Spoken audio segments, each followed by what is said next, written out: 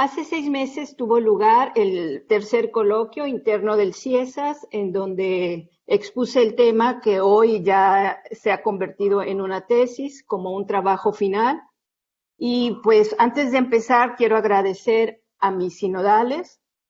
empezando por la doctora Dulce María Sauri Riancho y Marco Aurelio Díaz Güemes, que fueron mis lectores en la primera parte, precisamente en el coloquio anterior que acabo de mencionar, un coloquio interno, y gracias a sus sugerencias y comentarios hice algunos ajustes en la tesis que por supuesto fueron valiosos y muy positivos. Por supuesto, agradezco al doctor Carlos Macías Richard el haber aceptado ser mi director de tesis. Justamente lo elegí a él cuando tomé su materia y por supuesto él aceptó. Y ya en última instancia, en la tercera fase final, invité a la doctora Julia Ester Preciado Zamora para que ella leyera mi trabajo, porque me interesaba mucho que alguien de fuera, que alguien que no estuviera tan apegado a la historia política y cultural de Yucatán, pues revisara mi trabajo. Ella tuvo a bien hacerme algunas sugerencias, algunas correcciones, precisiones, que también son muy valiosas y que por supuesto tomé en cuenta para llegar al trabajo que hoy les voy a presentar. No quiero continuar sin decir que me siento contenta de estar presentando una tesis feminista. Mis orígenes en la profesión del periodismo y de la antropología se remontan a precisamente el auge del movimiento feminista mexicano de los años 90, ya que ha habido varios procesos o varios momentos importantes en la historia del movimiento feminista en México. Yo me refiero al movimiento en el que las intelectuales, sobre todo las antropólogas y las investigadoras tanto de la UNAM como del Colegio de México, lanzaron sus propuestas académicas para que se tomara en cuenta a las mujeres en los estudios precisamente académicos. Pero decía que yo no quería avanzar más sin dar mi reconocimiento y agradecimiento especial a Dulce María Sauri, porque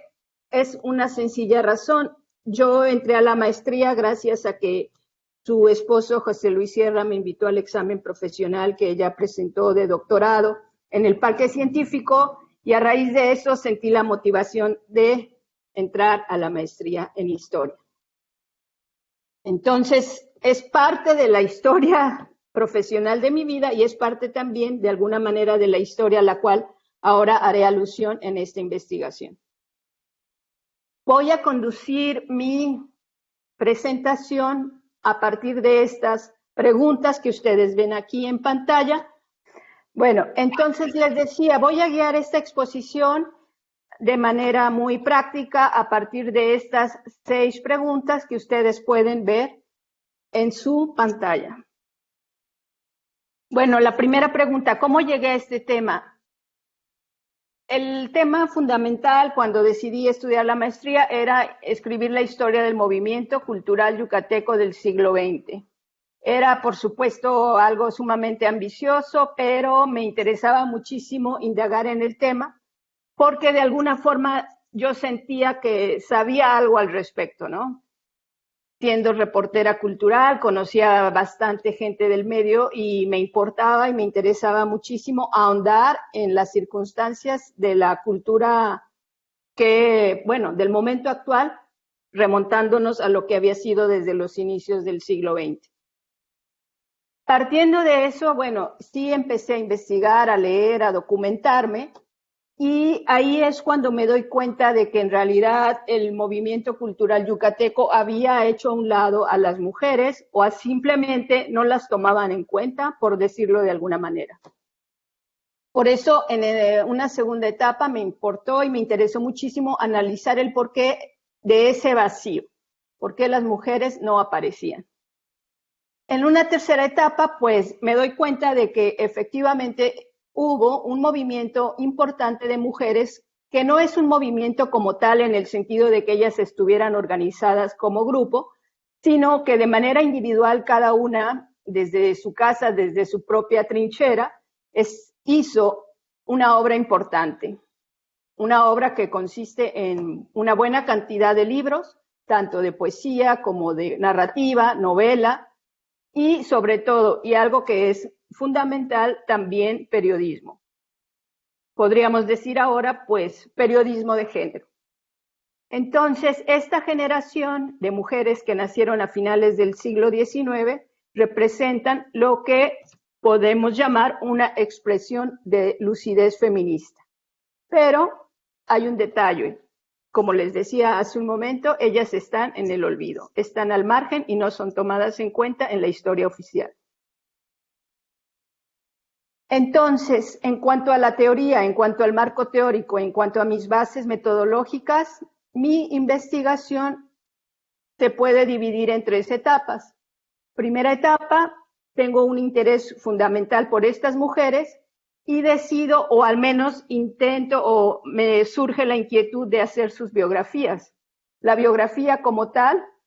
está teniendo mucho auge en la historiografía mexicana y a mí me interesó pues incursionar en esa área a partir de la experiencia que había tenido en mis años de formación y sobre todo a partir de las últimas clases de la maestría. Entonces, era mi intención hacer una biografía, más sin embargo, debo reconocer que al ir desarrollando mis biografías, conozco el tema o me adentro en el concepto historia de las mujeres, que también, como sabemos, es un término que se acuña recientemente a la historiografía universal, básicamente, ¿no? Pero en México, pues, es una corriente nueva. Entonces, de hablar de mujeres invisibilizadas, de hablar de mujeres que fueron olvidadas, tomé ya partido para decir, esas mujeres fueron feministas, representan una generación feminista con todo lo que significa el término, que por supuesto está definido en mi investigación, como una visión de buscar el equilibrio. Estas mujeres sí tienen una preocupación, sí tienen un interés porque la sociedad no sea tan desventajosa para ellas, porque no se les mire como si fueran algo insignificante. Esa perspectiva de equilibrio, de tratar de buscar una armonía social, está presente en su obra. Y un concepto más que está muy evidente en mi investigación es el término de transferencias culturales. Antes yo hablaba de historia regional, pero después, a lo largo de la investigación y de mis lecturas, llegué al concepto transferencias culturales y tiene que ver precisamente con que las escritoras que investigo estuvieron bastante relacionadas con el movimiento cultural y artístico y literario y también en el periodismo de Cuba. Entonces, mi investigación no se centra solamente en Yucatán, sino que se tiene todo que ver con Cuba y lo que está sucediendo en Cuba en esos momentos. Entonces, aquí están expuestos algunos de los objetivos que me propuse y que finalmente creo que he logrado definir. Ahora bien, en Yucatán las mujeres, aunque se escriba con G, como lo hicieron en el Museo Yucateco, el periódico científico y literario que tuvo mucho auge también en los años 40, desde 1840, 1850, digamos. Aún desde ese momento ya estaban en la mira las mujeres, no solamente como una presencia, sino que se les tomaba en cuenta como lectoras del Museo Yucateco. Aquí pueden ustedes ver que se hace referencia a ellas pensando en que van a consumir este periódico y que van a consumirlo porque al final de cuentas ellas tienen que tener una educación y tienen sensibilidad para entender los temas de los cuales se les estará hablando en este periódico. Sin embargo, todavía en ese momento los editores, los escritores creen que las mujeres necesitan leer y prepararse para cumplir con su máxima misión, que es finalmente ser buenas madres y ser buenas esposas. Sin embargo, bueno, esto sucedía como vieron en los años 40, pero llega finalmente una generación nueva y llega una inmigración cubana importante que finalmente aterriza en la ciudad. Aterriza, es un decir, una metáfora porque llegan por barco, pero bueno, llegan a Mérida los cubanos exiliados y entre ellos una figura prominente es Rodolfo Menéndez de la Peña. Finalmente, él se establece en Mérida y empieza a revolucionar un poco el medio periodístico y empieza a revolucionar también el medio de la enseñanza, que eso es lo más importante. Entonces, empieza a verse empieza a tomarse en cuenta una visión distinta de cómo son las mujeres o de qué son las mujeres. No solo son madres, no solo son esposas, sino que también son personas creativas, son gente que aporta, son intelectuales, etc. Rodolfo Menéndez de la Peña se hace amigo de Rita Cetina Gutiérrez, quien es una de las principales figuras en cuanto a la preparación y educación de las niñas. A partir de este momento es cuando se toma en cuenta que debe existir una educación completamente dirigida a las niñas, que no es exactamente lo mismo que la educación que se les da a los niños, sino que tiene que tener pues una intención especial. Entonces, estamos hablando de los años finales de 1800, Rita Cetina Gutiérrez muere en 1908 y precisamente Rodolfo Menéndez de la Peña escribe la biografía de Rita que publica en 1909, haciendo mucho énfasis y mucho hincapié en la labor que ella desarrolló, aún una labor muy importante, y sin embargo la señora Rita Cetina muere en la pobreza, lo cual no deja de ser llamativo, porque Yucatán vivía un despunte económico muy fuerte, un despunte económico que ya, por supuesto, ahora no es necesario definir, sino que a partir de la exportación de nequén, sabemos, la economía de Yucatán llega a grados, pues, admirables, ¿no? En el contexto nacional y, por supuesto, en su relación con Estados Unidos. Pero este es el momento en el que también se va a implementar un gobierno revolucionario y posteriormente la aparición del liberalismo socialista y de un gobierno socialista. Estos son los antecedentes, este es el marco en el cual las mujeres que investigo van a surgir. Tanto Dolores como Beatriz, como Rosario y Olda Novelo tienen a estas mujeres que ustedes ven aquí como una influencia fundamental. Lo que les acabo de definir hace un momento tiene que ver también con todo lo que está sucediendo en el mundo en general. Yucatán no es un estado aislado, por supuesto, sino que tiene una gran influencia por medio de libros y demás de lo que sucede en el mundo. Entonces, las mujeres que investigo conocen de primera mano, a través de sus textos, tanto a la rusa Alejandra Kollontai como a Margaret Sanger. Como todos sabemos, o como quienes han seguido el movimiento de mujeres en Yucatán, sabemos que Margaret Sanger fue una influencia definitiva gracias a que Felipe Carrillo Puerto imprimió el folleto que se llama La Brújula del Hogar, donde se habla con toda claridad acerca de la importancia de tener pocos hijos y del control natal en general a través de los métodos anticonceptivos, lo cual es una revolución fundamental y en México casi ni siquiera se tolera, ¿no? Pero bueno, Margaret Sanger, Alejandra Kollontai, que fue embajadora de la URSS en México, y que incluso vino a Yucatán, pues conocen la historia, saben qué pasa en Yucatán y las yucatecas, por lo tanto, también se enteran de lo que ellas proponen y de lo que ellas, pues de la revolución misma que ellas están propugnando, ¿no? Alejandra Kollontai habla en sus trabajos, en sus textos, acerca de la importancia del divorcio y de no tener que tolerar a un marido borracho y agresivo por el solo hecho de mantener una estructura familiar, que al final de cuentas a las mujeres no les lleva nada porque incluso tienen que morir de hambre. Entonces son ideas radicales, por supuesto, para el momento, que impactan de una manera directa a las feministas, escritoras que investigo, ya que incluso, pues vale decir, tienen pocos hijos. Y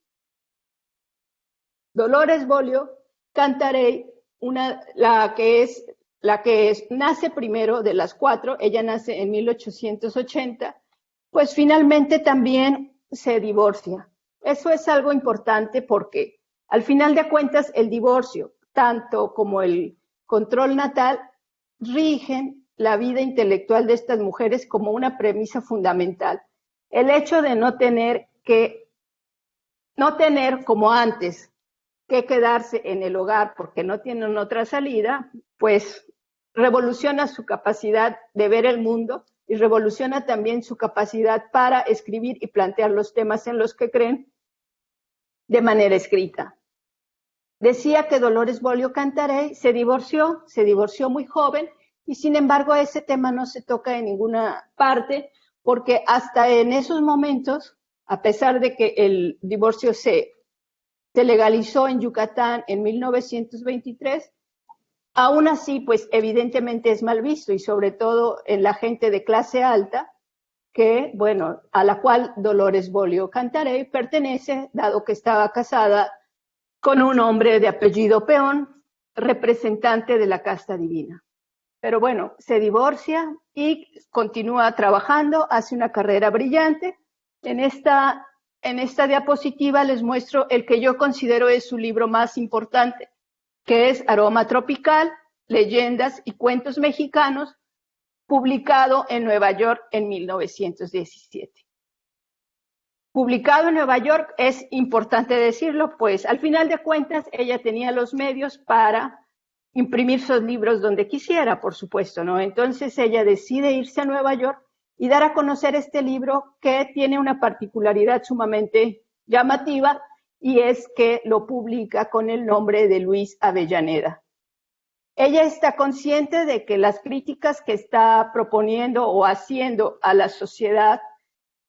a la sociedad machista, no van a tener quizá la misma resonancia si las publica con su nombre que si las publica con un hombre masculino. Entonces lo publica así y hace una serie de, pues ya lo dije, una serie de críticas tanto al machismo como al abuso de poder de la sociedad yucateca. Están planteados aquí todo tipo de temas de lo que hoy llamaríamos violencia de género. Son cuentos en los que ella construye personajes mayas de primera calidad, perfiles muy bien definidos, tanto de mujeres como de hombres, campesinos, no solo de la gente de la clase alta, sino que, bueno, muestra un retrato bastante completo de esa sociedad, por supuesto con una visión feminista. Otra de las escritoras que surge de todo lo que les he contado y que tiene una influencia notable y una repercusión también muy llamativa con todo lo que ella publica es Rosario Sansores Pren. Rosario Sansores Pren publicó algunos de sus libros, la mayoría de ellos en La Habana. Este que ustedes están viendo aquí, donde aparece su retrato, pues ya lo ven, Mientras se va la vida, con un prólogo de T.J. Vargas Vila, que también aporta una visión crítica de la sociedad. Es poesía, pero su poesía tiene un contenido político bastante serio y bastante profundo. Rosario Sansores Pren se fue a Cuba cuando se casó con un cubano y sin embargo enviudó muy joven y se queda en Cuba siendo una escritora de mucho prestigio tanto en la revista Social como en la revista Bohemia, en donde tiene una sección muy muy leída que se llama Epistolario Sentimental. Este título, de Epistolario Sentimental, que puede parecer algo cursi, como se expone muy bien a lo largo de la tesis, no es sino una visión de una mujer de avanzada en el sentido de, bueno, primero que nada, aceptar que vive sola, aceptar que la soledad no es la desgracia más grande que le puede suceder a una mujer, y sobre todo también el hecho de que ella se plantea como una mujer libre en el sentido sexual, una mujer que, bueno, no es ella en sí, vaya, escribe acerca de las mujeres que tienen amantes, de las mujeres que son sensuales, de las mujeres que pueden tener un orgasmo, y eso para el momento pues también llega a ser algo sumamente notable. No es común ver en la poesía o en lo que se publica en las revistas narraciones eróticas completamente claras y con un lenguaje pues por demás sincero. Entonces tenemos a Beatriz Peniche Barrera, que ella, quiero decir ahora, yo creo que ha sido bastante menospreciada, igual que las otras, pero de Beatriz he descubierto algo que me parece muy importante, y es que ella fue la fundadora de un periodismo de género que ahora está de moda, pero ella en sus momentos cumbres, en 1924, ya en la revista de Mérida, tenía una sección que se llamaba Prismas, y en esa sección fue una activa defensora de los derechos de la mujer en todos los sentidos, tanto desde el punto de vista económico, en el sentido de que pudieran tener acceso a medios de vida por cuenta propia, como en el sentido político en cuanto al ejercicio del voto. Ella misma había sido diputada, y sobre todo también en cuanto a un aspecto que a veces se denigra, pero creo que es importante, como es el derecho a estar bien, lucir bien y sentirse orgullosa de lucir bien, ¿no? Ella escribe muchos textos acerca de la moda. Ella misma era coleccionista de las revistas Social y Bohemia, porque finalmente en ellas había un gran contenido en ese sentido de reivindicar la autoestima de las mujeres a partir de tener una buena presencia. Y Beatriz Peniche Barrera escribe mucho acerca de moda, tiene un artículo muy interesante que se llama El pelo corto, que no es en sí, que no es nada más que una reflexión bastante filosófica y profunda acerca de por qué las mujeres tienen derecho a tener el pelo corto. Tenemos también en esta generación a Olda Novelo Cuevas. Por desgracia, pues no he conseguido su foto en ninguna parte, y por eso pues les muestro aquí la portada un poco deteriorada de uno de los libros, o el único al que tuve acceso, de un poemario que se llama Al amanecer, y que fue impreso en el año de 1918 aquí en Mérida. De Olda Novelo Cuevas, pues tengo bastante información, si se puede decir así, pero no tanta como quisiera, porque ella vivió la mayor parte de su vida en la Ciudad de México, desligada un poco de Yucatán, a partir de que se casó con un extranjero y se fueron a vivir allá, y prácticamente ya no tuvo contacto con Yucatán. Pero bueno, las cuatro están ligadas a un movimiento feminista, están ligadas al Congreso de 1916, lo cual no significa que hayan participado. Y creo que este es un hallazgo importante de mi investigación. Las cuatro están escribiendo en esa época, y sin embargo, Olda y Beatriz, que estaban al principio en la organización del Congreso Feminista, por alguna razón decidieron desligarse por completo del evento. Y bueno, para para Beatriz Peniche en particular, pues la razón fundamental fue que se casó,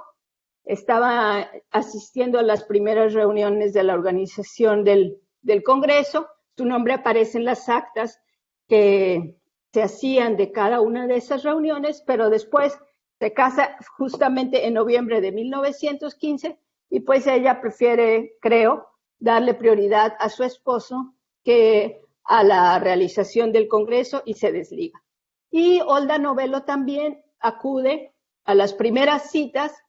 que tenían lugar en la casa de Consuelo Zavala, pero finalmente también ella no se casa en ese momento, pero decide finalmente no participar. Dolores Bolio, por supuesto, no se integra. Digo por supuesto porque no veo su nombre por ninguna parte. Y Rosario Sansores Pren para entonces ya vive en La Habana. Es importante mencionar este dato porque cuando pensamos en Yucatán feminista, que es un tema muy importante y muy recurrente, pensamos en que abarcó prácticamente a todas y todas las mujeres más o menos cultas, más o menos inteligentes estuvieron ligadas a esto, pero pues no es así, lo cual, bueno, es simplemente un dato, no tiene mayor trascendencia, aunque sí es importante, por supuesto, ¿no? Pero el hecho es que, bueno, aunque no están ahí, son feministas y están reivindicando toda la filosofía feminista en su obra. Esta imagen pues nos da una idea de lo que era Yucatán en su relación con el Mar Caribe y vaya, conceptos básicos elementales que se pueden aclarar muy bien en la lectura de mi tesis. Fama, como la palabra que puse de manera más llamativa, es importante porque Rosario Sansores Pren llegó realmente a ser muy famosa en La Habana gracias a su belleza física, gracias a su gran carisma, pero por supuesto también gracias a la calidad literaria de sus textos y la calidad literaria de su poesía. Entonces, como verán, por supuesto que mi investigación está basada en fuentes originales, los libros como fuente primaria, los libros de las autoras mencionadas son la esencia, son lo que considero más importante, pero por supuesto no solo me quedo con sus textos, sino que la investigación de archivo tiene que realizarse, tuve que realizarla tanto en México como en Cuba para ver exactamente o para tratar de indagar con mayor profundidad en qué fue lo que hicieron estas mujeres allá, cómo les fue y qué pasó con ellas. Entonces, afortunadamente pude consultar aquí en Mérida pues el Archivo General del Estado y el Centro de Apoyo a la Investigación, donde están algunos de los libros, y algo muy importante, tuve acceso al archivo personal de Beatriz Peniche Barrera, que se mantienen como documentos inéditos, y esto fue gracias a su nieta, la escritora Beatriz Luján. Considero que dar a conocer estos documentos en mi tesis es una aportación significativa porque Beatriz Peniche Barrera escribió una autobiografía bastante sucinta, bastante medida, pero que sí refleja lo que ella vivió y sobre todo lo más importante, el contexto.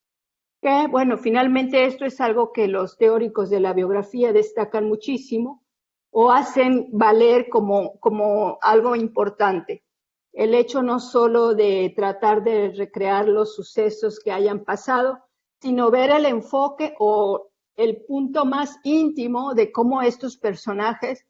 pasaron por esos procesos y cómo los afectó, qué les hizo sentir, cómo los emocionó, cómo los afectó, en fin, tratar de ir un poquito más allá de lo que se puede encontrar en los documentos para analizar al personaje con una visión un poco más humana y no simplemente una visión de distanciamiento. En Cuba estuve en la Biblioteca Nacional José Martí, donde pude consultar la revista Bohemia, donde pude consultar el diario de la Marina, donde también participó Rosario Sansores como colaboradora, y en el Instituto de Lingüística y Literatura del Gobierno de Cuba encontré el ejemplar que vieron de Aroma Tropical de Dolores Bolio, y ha sido el único que encontré. Aquí en Yucatán no he encontrado ninguno, nunca tuve la suerte de toparme con un ejemplar,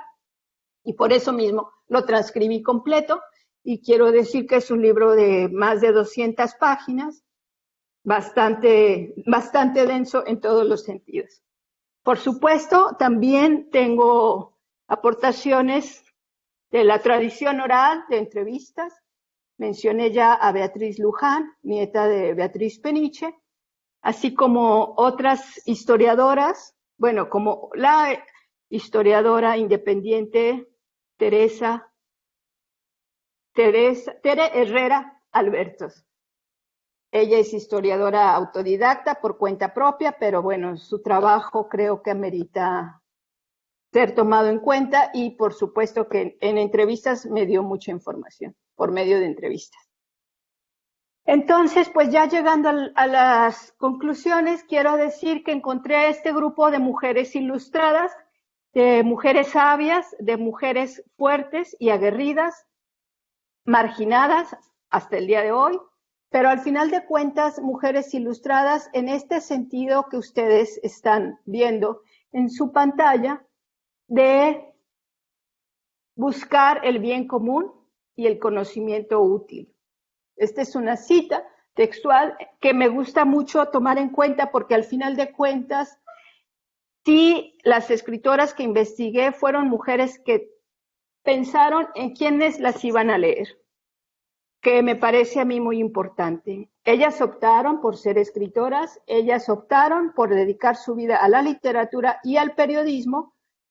con una conciencia de clase, con una conciencia de género, más que de clase, con una conciencia de género, y trataban de que con sus textos, al final de cuentas, se les abriera un poco más el panorama a las otras mujeres,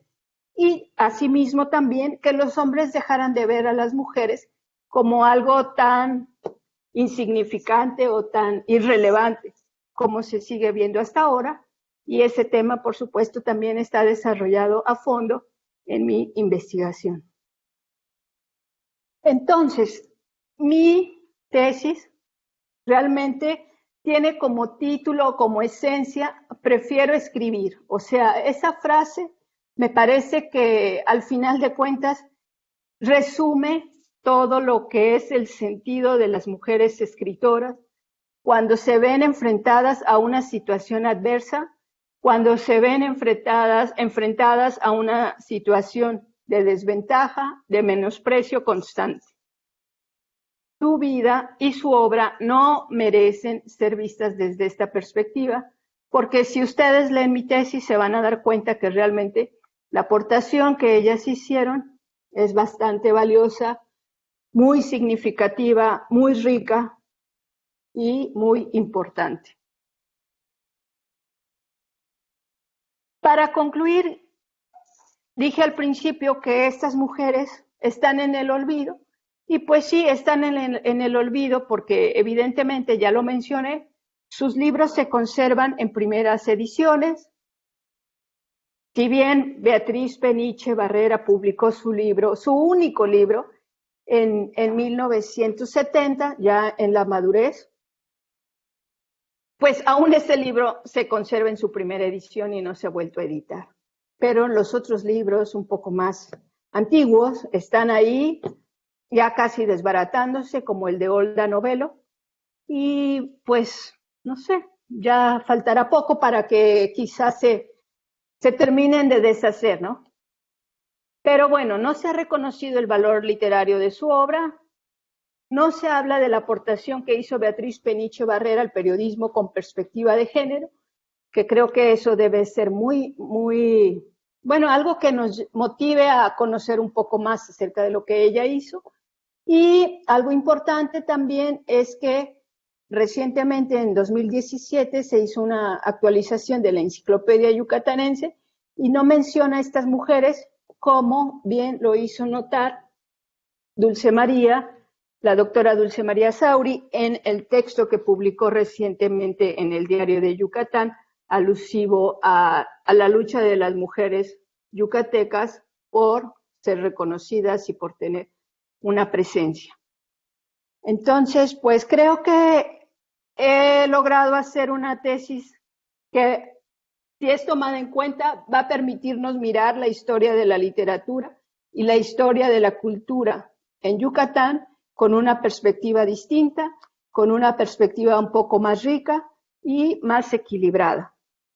Muchísimas gracias.